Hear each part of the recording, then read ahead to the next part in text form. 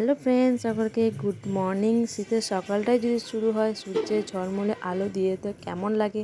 তো খুবই ভালো লাগে। তো এইখানে দেখো ননা সকাল ঘুম থেকে এখনও ওঠেনি, তাই ওকে আমি ঘুম থেকে উঠেছিলাম, বেলা হয়ে যাচ্ছিলো। যেহেতু বাচ্চা ছেলেদের সকাল সকাল 11টা থেকে 12টার মধ্যে চান করে দেওয়া উচিত, তা আমি সেই জন্য ওকে তেলটা মাখিয়ে দেওয়ার জন্য ওকে উঠাচ্ছিলাম। তো সেই জন্য ওকে ডাকছিলাম।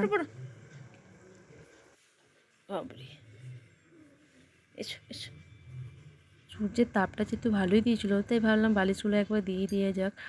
আর এদিকে দেখো সব কিছু ছড়ানো ছিটানো আছে, তো কিছু মনে করো না। আর এদিকে দেখো আমাদের বাড়ির যে প্যান্ডেলের মালপত্র ছিল, চেয়ারগুলো ছিল, সেগুলো রাখা ছিল। তোমাদের যদি কারো প্রয়োজন হয় প্যান্ডেলের, তো আমাকে বলতে পারো। আর এদিকে দেখো মা অনেকটা বেলা হয়ে গেছে, তা মুড়ি খাচ্ছিলো।